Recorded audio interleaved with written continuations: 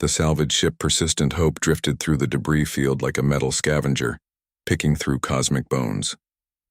Captain Sarah Chen pressed her face against the viewport, watching chunks of what had once been the mighty Kitharan dreadnought Worldbreaker tumble slowly past her ship. The battle had ended 3 days ago, leaving behind a graveyard of twisted metal and shattered dreams. Another human vulture, muttered Vextai, her Altarian navigator, his forearms working the control panels with practiced efficiency. His species had always looked down on humanity's tendency to profit from disaster, though they were happy enough to take their share of the salvage credits. Sarah ignored the comment. She'd heard worse from better aliens than Vextai. The war between the Galactic Union and the Kitharan Empire had been raging for 2 years now, and someone had to clean up the mess. Might as well be humans who were good at making the best of bad situations. "Contact on sensors," announced Marcus Webb, her human engineer and sensor operator. "Big one. Really big one." Sarah turned from the viewport to study the display. The signature was massive, easily 3 times the size of her ship, but the energy readings were all wrong. Too low for something that large to be operational. "Kitharan?" she asked. Marcus shook his head, his weathered face creased with confusion. "Readings are weird, Captain. The hull composition doesn't match anything in our databases, and it's old, really old. How old are we talking? Pre-war. Maybe pre-contact. This thing has been drifting out here for decades, possibly centuries." Sarah felt the familiar tingle of discovery. In the salvage business, the real money wasn't in picking over recent battle debris. It was in finding the lost ships, the ancient hulks that held technologies or materials worth more than their weight in quantum processors. "Plot an intercept course," she ordered. "Let's see what secrets this old girl is hiding." The Persistent Hope adjusted its trajectory, moving carefully through the debris field. Sarah had lost too many good ships to hidden mines or unstable reactor cores to take unnecessary chances. As they approached the massive hulk, details became clearer on the main screen. The ship was unlike anything Sarah had ever seen. Where most vessels in the galaxy followed similar design principles, sleek lines for atmospheric flight, modular construction for easy repair, this craft looked organic. Its hull curved and flowed like it had been grown rather than built, and its surface was covered in patterns that seemed to shift when she wasn't looking directly at them. "I'm detecting very faint life signs," Marcus reported, his voice tight with surprise. "One contact large in what appears to be the center of the ship." Vextai's antennae twitched nervously. "Captain, perhaps we should report this find to Union authorities. Unknown alien species, possible first contact situation, and let the bureaucrats tie this up in red tape for the next 50 years? Sarah snorted. "We follow salvage law. We boarded it, we claim it. Besides, if there's someone alive in there after all this time, they probably need help." She stood and headed for the airlock. "Marcus, you're with me. Vextai, monitor communications and be ready to bug out if things go sideways." The airlocks of the 2 ships sealed together with a satisfying clunk. Sarah had performed this operation hundreds of times, but she still felt the familiar mixture of excitement and apprehension. Every derelict ship was a mystery box, and you never knew if you'd find treasure or trouble inside. The alien ship's atmosphere was breathable, if a bit thin. The corridors were vast, clearly designed for beings much larger than humans. Bioluminescent strips along the walls provided gentle illumination, pulsing slowly like a massive heartbeat. "This way," Marcus said, consulting his scanner. "Life sign is about 200 meters ahead." They moved carefully through the organic-looking hallways. Everything was oversized. Doorways that could have accommodated a small vehicle. Control panels positioned well above human head height. Corridors wide enough for a parade. The central chamber was enormous, with a domed ceiling that disappeared into shadows above. In the center, suspended in what appeared to be a crystalline cocoon, was the largest living being Sarah had ever seen. The creature was roughly humanoid, but stood at least 4 meters tall. Its skin was a deep blue-green that seemed to shimmer with its own light, and its limbs were proportioned like a bodybuilder's fantasy. Even unconscious and suspended in whatever alien technology was keeping it alive, the being radiated power and intelligence. "Incredible," Marcus breathed. "The cocoon thing seems to be some kind of stasis system. Very advanced. It's been keeping our friend here alive for, well, a really long time." Sarah approached the stasis pod carefully. Symbols flowed across its surface like liquid light. and she could see the massive chest of the creature rising and falling slowly. Whatever this being was, it was definitely alive. "Can you read anything from the symbols?" she asked. Marcus studied his scanner readings. "Some kind of warning system, I think. The stasis field is failing. Has been for a while now. Best guess, our sleeping giant here has maybe hours before the system shuts down completely." "Hours to live, you mean?" "Yeah. And from the size of him, I don't think we can fit him in our medical bay. This cocoon thing is the only thing keeping him going." Sarah stared at the alien giant, her mind racing. First contact with a new species was supposed to be handled by trained diplomats and xenobiologists, not salvage captains looking to make a quick credit. But sometimes the universe didn't give you choices. She opened her tool pouch and pulled out her multifunction repair device, a compact unit about the size of her palm that could serve as a welder, cutter, scanner, or power source depending on what attachment she snapped onto it. It was standard equipment for any spacer, as common as a comm unit or oxygen mask. "What are you thinking, Captain?" Marcus asked. Sarah studied the failing stasis pod, then looked at her little repair tool. "I'm thinking that sometimes the smallest solutions work on the biggest problems. Let's see if we can buy our new friend here some more time." Sarah knelt beside the alien stasis pod, her repair tool in hand, studying the flowing symbols that cascaded across its crystalline surface. The patterns were hypnotic, beautiful in a way that suggested they weren't just functional but artistic. Whoever had built this technology understood that form and function could work together. The power coupling here, Marcus pointed to a section where the light seemed dimmer. "It's definitely degraded. See how the energy flow is stuttering?" Sarah nodded, watching the patterns. Even without understanding the alien technology, she could see the problem. It was like watching water flow through a pipe with a leak. The rhythm was off, irregular. "It's not getting consistent power to this section." She activated her repair tool's scanner function and held it close to the damaged area. The readout was a mess of incompatible energy signatures and unknown materials, but one thing stood out clearly. "The power requirements," she said slowly, "they're actually pretty small. This whole system is incredibly efficient. It's just that one coupling that's failing." Marcus frowned. "Small for a system this size maybe, but still way beyond what your repair tool can provide. We're talking about keeping a 4-meter alien alive. Sarah, this isn't fixing a blown fuse." But Sarah was already studying the coupling more carefully, her engineer's eye seeing possibilities that Marcus was missing. The alien technology was sophisticated beyond anything humanity had developed. But it was still technology. It still followed rules. "Look at this," she said, pointing to where crystalline filaments connected to what appeared to be a power distribution node. "It's not about the total power. It's about maintaining the right frequency and harmonics. See how these filaments are cracked?" She was right. Hair-thin fractures ran through several of the crystal connections, causing the energy to arc irregularly instead of flowing smoothly.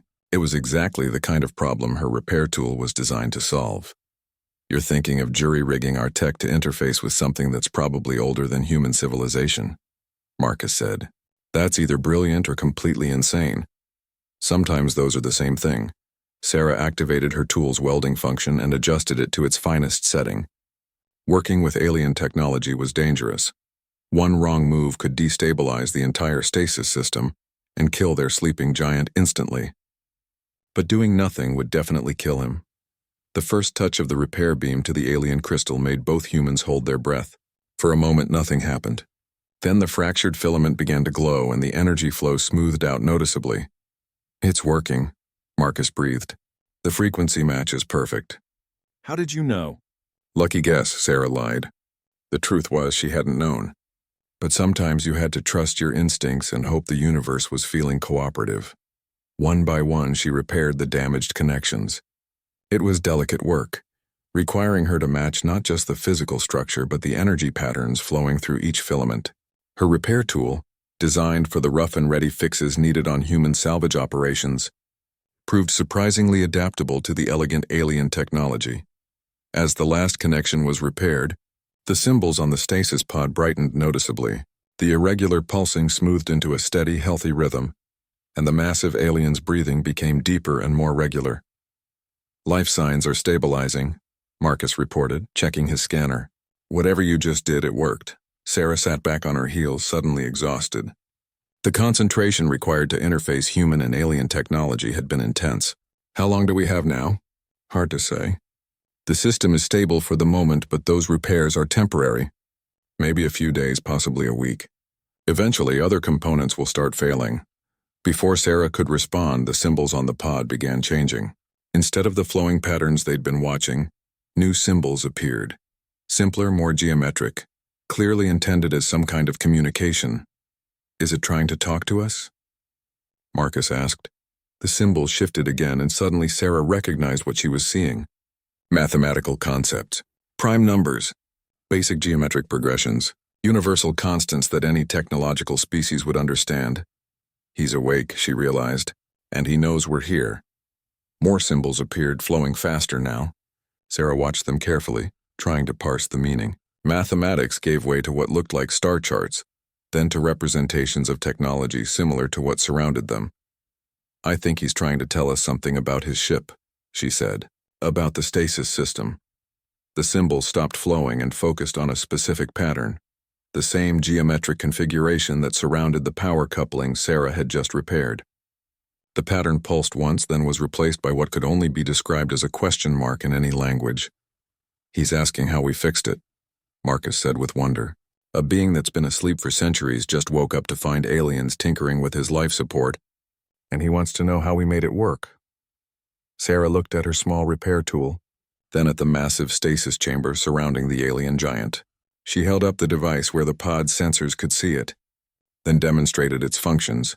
The welding beam, the scanner, the simple interfaces that made it useful for 1,000 different repair jobs. The symbols flowed again, faster this time, and Sarah had the distinct impression of surprise. Then something that looked remarkably like laughter, expressed in flowing mathematical concepts. What's so funny? Marcus asked. Sarah studied the new symbols appearing on the pod's surface. They showed the massive alien ship, then zoomed in to show the incredibly complex stasis system with its millions of components and sophisticated engineering. Then beside it appeared a simple representation of her repair tool. I think he's amazed that something so small could fix something so complex, she said, like using a paperclip to repair a quantum computer. But the alien wasn't finished communicating. New symbols appeared, these ones more urgent. Star charts again, but with warning indicators. Ships moving in formation. Weapon signatures. Marcus checked his scanner and swore. Captain, we've got company. Multiple contacts coming in fast. Sarah looked at the symbols again. The alien was warning them about an approaching fleet. But how could he know? The answer came as more symbols appeared on the pod. The massive ship wasn't just a vessel. It was a sensor array, still partially functional even after all these years. The sleeping giant had been monitoring space around them, watching the approach of ships that spelled trouble for everyone involved. Kitharin patrol, Marcus confirmed, reading his instruments. 6 ships, heavy cruiser class.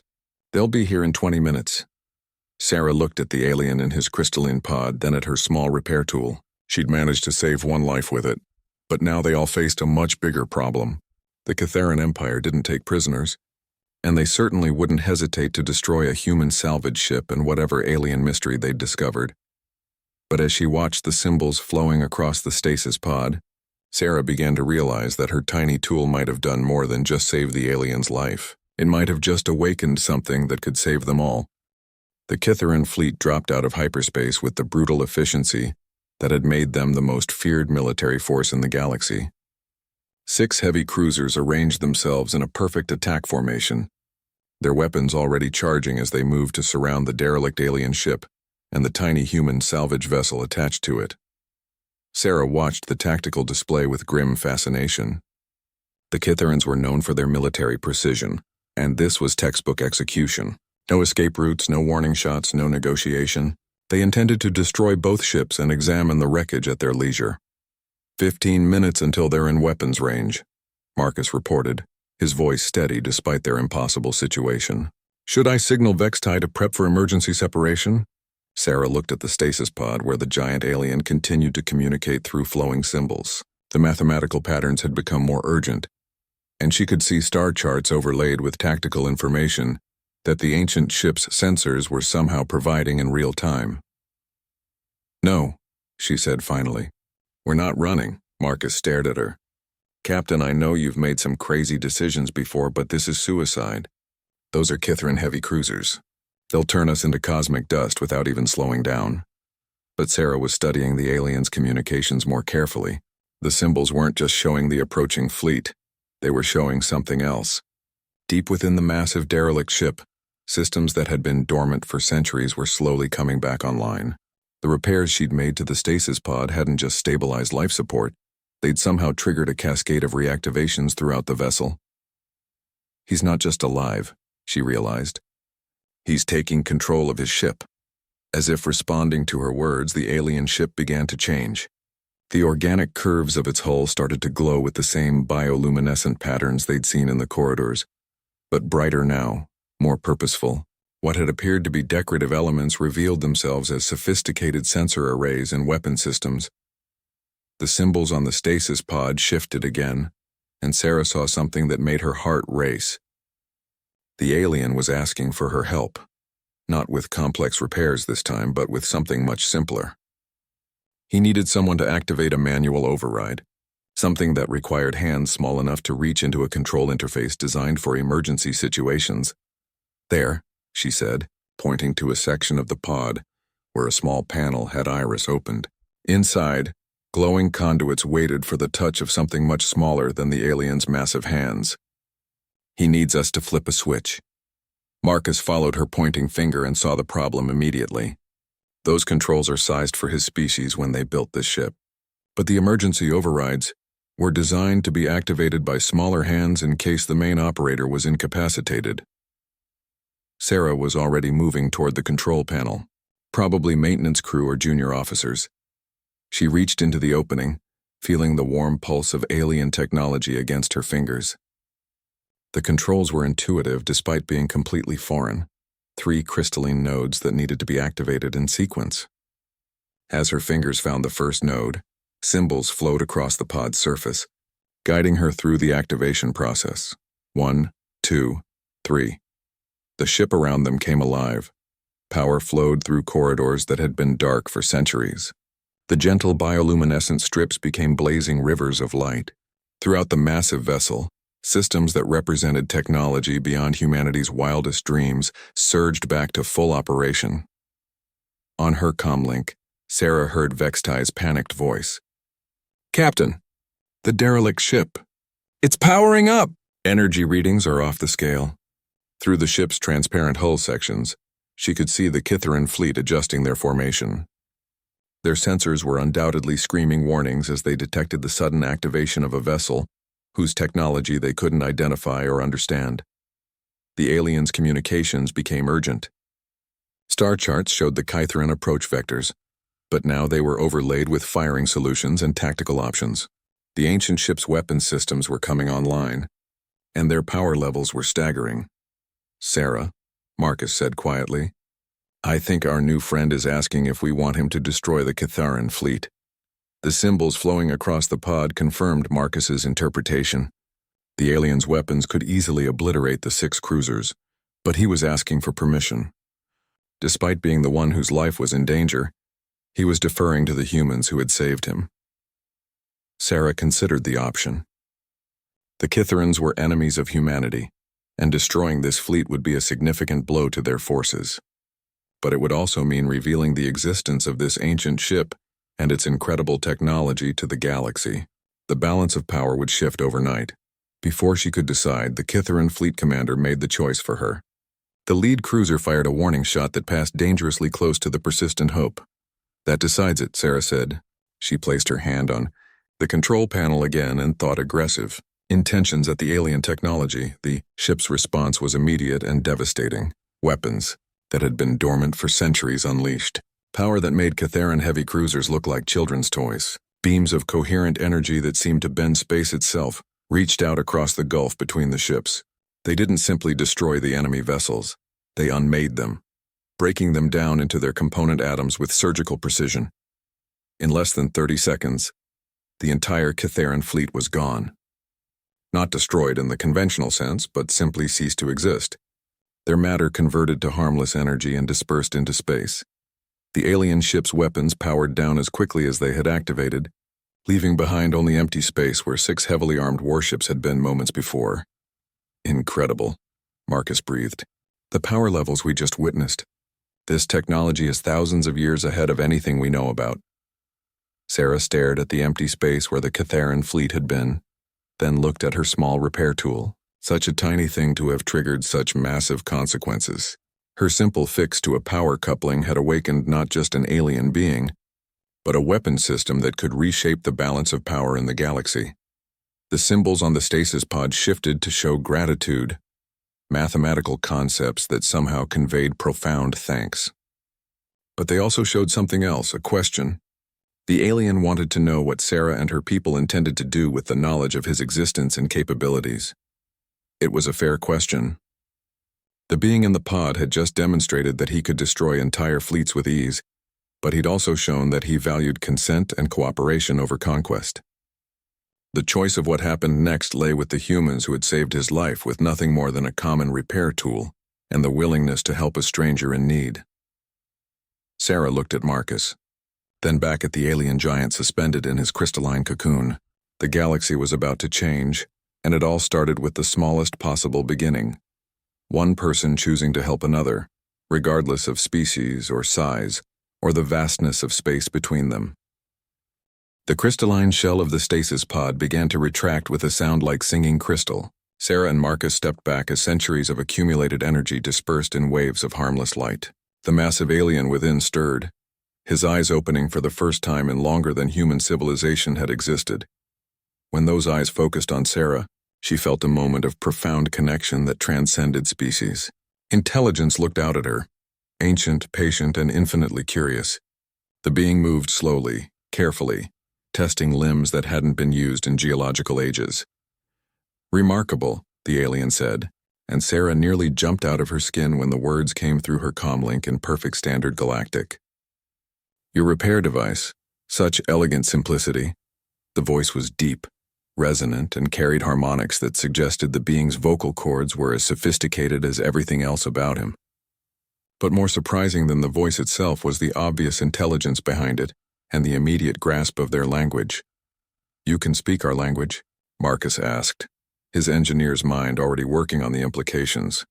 The alien smiled, an expression that somehow translated perfectly despite the vast differences in facial structure. "Your ship's communications were quite informative during the repair process. I had time to analyze and learn. My name is Kethavar, and I am—" He paused, considering. "A guardian, or I was before my long sleep." He rose from the pod with fluid grace despite his enormous size. Standing at his full height, Kethavar towered over the humans, but there was nothing threatening in his posture. If anything, he seemed almost shy, like someone meeting new friends for the first time. "Guardian of what?" Sarah asked, though part of her suspected she already knew the answer. Kethavar gestured to the vast chamber around them, but the gesture seemed to encompass more than just the ship. "This region of space, my people were charged with watching over the younger races as they developed. We were observers, protectors, teachers when needed. But that was a very long time ago." "What happened to your people?" Marcus asked. The massive alien's expression grew somber. "Time, evolution, transcendence perhaps. They moved beyond physical existence, choosing to explore dimensions of reality that I was not ready to leave behind. I volunteered to remain to continue the watch until someone else could take up the responsibility." Sarah felt a chill of understanding. "How long have you been asleep?" "By your calendar? Approximately 15,000 of your years." The number hung in the air like a physical weight. 15,000 years. The entirety of human recorded history was a brief moment compared to Kethavar's sleep. And he'd been waiting all that time for someone to wake him up, to take over his responsibilities. "The Catharan fleet you destroyed," Sarah said slowly. "They weren't the first to find you, were they?" Kethavar shook his head. "Many ships have passed through this region over the millennia. Pirates, explorers, various military forces, but none of them tried to help. They either attempted to claim my ship as salvage for themselves, or they saw me as a potential threat to be eliminated. You were the first to see a life in danger and simply help." Marcus was running calculations on his scanner. The power requirements for that stasis pod running for 15,000 years. The energy costs would be astronomical. Indeed, my ship's power systems were designed to last much longer than my people expected to need them. But even they have limits. Without your intervention, I would have died within hours. Kethvar looked at Sarah's repair tool with something approaching reverence. Such a small thing to bridge the gap between life and death. Sarah turned the tool over in her hands. It's just a standard repair unit. Nothing special about it. That is precisely what makes it special, Kethvar said. Complex problems often have simple solutions, but only when approached by minds willing to see past the complexity to the underlying need. My people spent centuries perfecting the technology that kept me alive, but it took human ingenuity and compassion to actually save my life. He moved to one of the chamber's walls and placed his massive hand against a control surface. The wall became transparent, revealing the vast interior of his ship. Levels upon levels stretched away in all directions, filled with technology that seemed to grow rather than having been built. I have been monitoring galactic communications during my sleep. Kethvar continued. I have seen the wars, the conflicts, the struggles between species. The pattern is always the same: fear of the unknown, competition for resources, the assumption that different means dangerous. Sarah thought about her own crew, the casual prejudice in Vextai's comments about human scavengers, the way most species in the galaxy viewed humans as upstart newcomers barely worth notice. But you, Kethvar said, turning back to face them, you saw a stranger in need and helped without question. You took personal risk to save a life you didn't even know was sentient. That is not the behavior of a species driven by fear or greed. Marcus cleared his throat. So what happens now? We can't exactly pretend this didn't happen. That fleet you destroyed, the Kitharans will notice when it doesn't report back. Indeed, and other powers will investigate. The secret of my existence and my ship's capabilities will not remain hidden for long. Kethvar paused, studying Sarah intently, which brings us to a decision that must be made. The massive alien moved to another control panel, and suddenly the chamber was filled with holographic displays showing star charts, fleet movements, and political boundaries. The scope of information was staggering. Real-time intelligence on every major power in the galaxy. Their capabilities, their intentions, their conflicts. For 15,000 years, I have watched and waited for a species to prove themselves ready to inherit the mantle of guardianship. Many have shown promise: intelligence, technological advancement, military prowess. But all have ultimately fallen to the same failings: the inability to see beyond their own immediate interests. The displays shifted, focusing on human space and the ongoing war with the Kitharan Empire. Ships moved across the holographic battlefield like pieces on an enormous chessboard. Humanity is young, relatively weak compared to the established powers. But you have shown something today that I have not seen in millennia of observation: the willingness to help strangers without expecting reward, to risk your own safety for others' benefit, to solve problems with ingenuity rather than violence. Sarah felt the weight of the moment settling on her shoulders. You're talking about first contact protocols. This needs to go through proper channels, diplomatic procedures. Kethvar smiled again, that expression of infinite patience. Captain Chen, the moment you chose to save my life rather than claim my ship as salvage, you initiated first contact. The question now is not about protocols or procedures. The question is whether humanity is ready to accept the responsibility that saved my life. He gestured to the star charts around them. My ship contains knowledge and technology that could end the wars currently raging across the galaxy. It could provide solutions to resource shortages, environmental problems, the conflicts that drive species apart. But such power requires wisdom in its application. Sarah looked at her small repair tool one more time. Such a tiny thing to have started something so enormous. But as she met Kethavar's ancient, patient gaze, she realized that sometimes the biggest changes in the universe began with the smallest acts of kindness.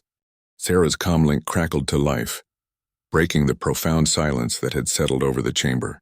Vextai's voice carried a note of panic she'd never heard from the normally composed Altarian. Captain, we're receiving priority communications from Union High Command, the Kitharan Empire, the Zalani Confederacy, and at least 6 other major powers. They all want to know what happened to that Kitharan fleet, and our ship's transponder was recorded in this sector before they disappeared. Sarah exchanged glances with Marcus, then looked up at Kethvar. The massive guardian nodded knowingly as if he'd expected this development. The galaxy's attention is now focused on this location, Kethvar said calmly. Multiple fleets will arrive within hours, each determined to claim whatever technology destroyed 6 heavy cruisers without leaving wreckage behind. How many fleets? Marcus asked, checking his scanner readings. Kethavar's ship provided the answer before he could speak. The holographic displays around them updated to show incoming hyperspace signatures from all directions. Union ships, Kitharan reinforcements, Zelani exploration vessels, and half a dozen other species military forces, all converging on their position. 14 separate fleets, representing 9 different species, Kethavar reported. Approximately 200 ships in total, many of them capital-class vessels. They will arrive within the next 6 hours. Sarah felt the familiar weight of command settling on her shoulders, but this time the stakes were beyond anything she'd ever faced. Can your ship handle that many attackers? Easily, Kethavar replied without hesitation. But destroying them would solve nothing. More would come, and eventually, someone would develop weapons specifically designed to counter my technology. The galaxy would unite against what they perceived as an existential threat. He gestured to the star charts, and the display zoomed out to show the broader galactic political situation. Trade routes, territorial boundaries, resource conflicts, and military alliances formed a complex web of relationships that had taken centuries to develop. Revealing my existence and capabilities through violence would destabilize everything, Kethavar continued. Fear would drive species that have been enemies for generations to unite against a common threat. The resulting chaos could set galactic civilization back by millennia. Marcus was studying the approaching fleet signatures with growing concern. So what do you suggest? We can't exactly hide a ship this size, and after what they saw happen to the Kitharan fleet, they're not going to accept simple explanations. Sarah found herself thinking about her repair tool again, turning it over in her hands as she considered their options. The device was simple, straightforward, designed to fix problems through practical application rather than overwhelming force. Maybe that was the approach they needed here too. What if we don't hide anything? She said slowly. What if we show them exactly what happened, but in a way that demonstrates cooperation rather than conquest? Kethavar's expression showed interest. Explain. The repair you needed, it wasn't something you could do alone. It required human hands, human tools, human willingness to help. That's the story we tell. Not that humanity found a powerful weapon, but that 2 species worked together to solve a problem that neither could handle alone. She looked at the massive guardian, then at Marcus, building on her idea as she spoke. You've been alone for 15,000 years, watching and waiting. We're a young species just starting to explore the galaxy, but together, we accomplished something that saved a life and prevented a catastrophe. That's not a threat to the other species. It's a model for cooperation. Kethavar was quiet for a long moment, and Sarah could see ancient intelligence processing possibilities and consequences. Finally, he smiled. Elegant, he said. Just like your repair tool, a simple solution to a complex problem. But it will require careful presentation. The species arriving here are predisposed to see threats and opportunities for exploitation, not examples of cooperation. Then we show them step by step, Marcus suggested, warming to the idea. Demonstrate how the repair was made, how the technology interface worked. Make it clear that it wasn't about superior force, but about different approaches working together. Sarah nodded. And we do it publicly. Full transparency, all species present, no secrets. If we try to hide anything or play favorites, they'll assume the worst. Kethavar moved to his ship's control systems and began activating new displays. There is precedent for this approach.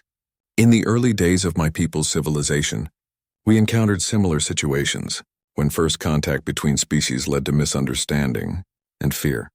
The holographic displays showed historical records, scenes of different alien species, meeting for the first time, the conflicts that arose from mutual misunderstanding, and the careful diplomatic work required to build trust between radically different forms of life.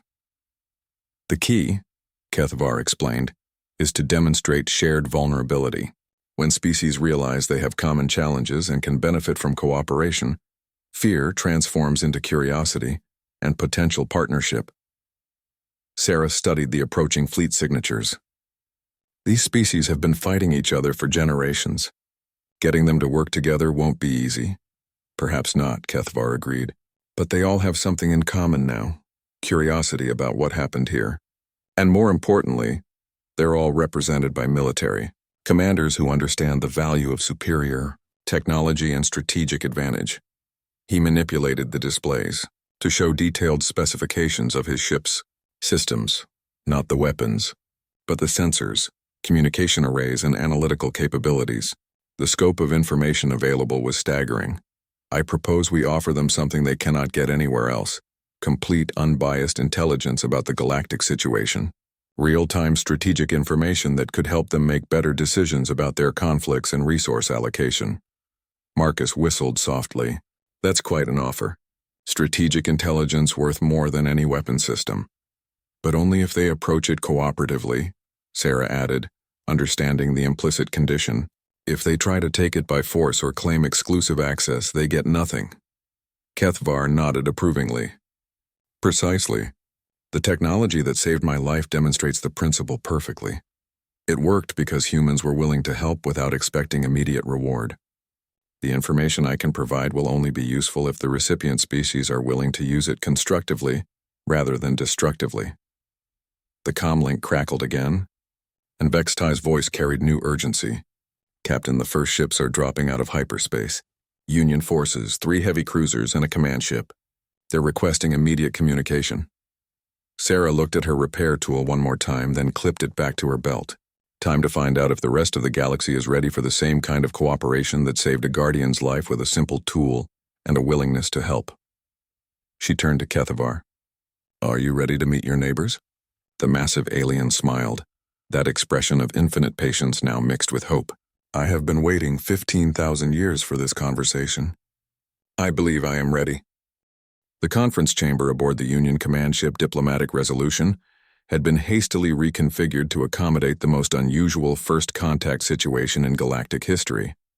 Representatives from 14 different species sat around a circular table, their various anatomies requiring specialized seating arrangements that turned the meeting into a bizarre demonstration of biological diversity. Sarah sat between Admiral Thane of the Union Navy and Commander Zixth of the Kitharan Empire, 2 beings who had been trying to kill each other for the past 2 years, but now found themselves united in bewilderment. Across the table, Kethvar's massive form occupied a specially reinforced section that still creaked ominously whenever he moved. Let me understand this correctly, Admiral Thane said, his weathered face creased with skepticism. You're claiming that a civilian repair tool operated by a salvage captain somehow restored functionality to a 15,000-year-old alien vessel? Not restored, Sarah corrected patiently. She'd been explaining the same sequence of events for the past hour to increasingly incredulous military commanders. Stabilized. The stasis system was failing, and my repair tool provided enough power regulation to prevent complete collapse. Commander Zixith's mandibles clicked in what Sarah had learned was the Kitharan equivalent of scoffing, and this minor repair somehow activated weapons systems capable of destroying 6 heavy cruisers without leaving debris. The weapons were always there, Kethvar replied, his deep voice resonating through the chamber's translation systems.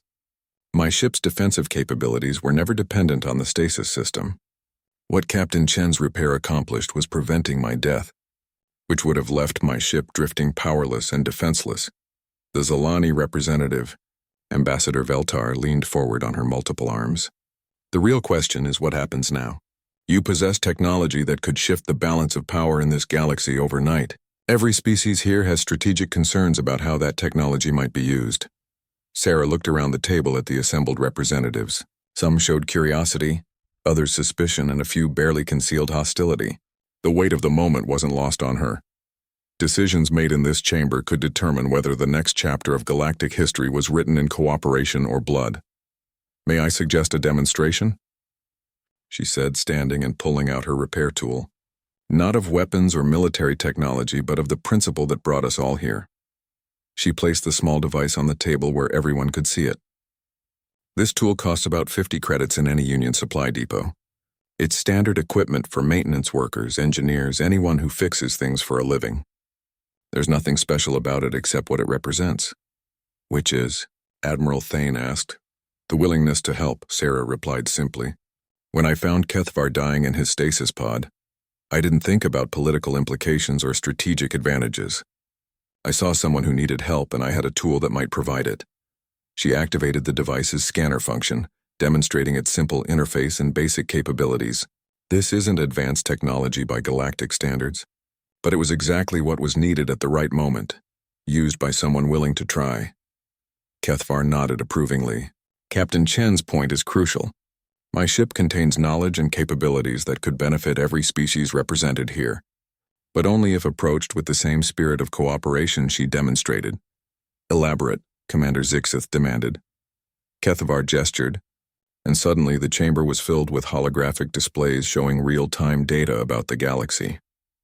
Trade route efficiency analyses, resource distribution maps, environmental sustainability projections, and conflict resolution possibilities floated in the air around them.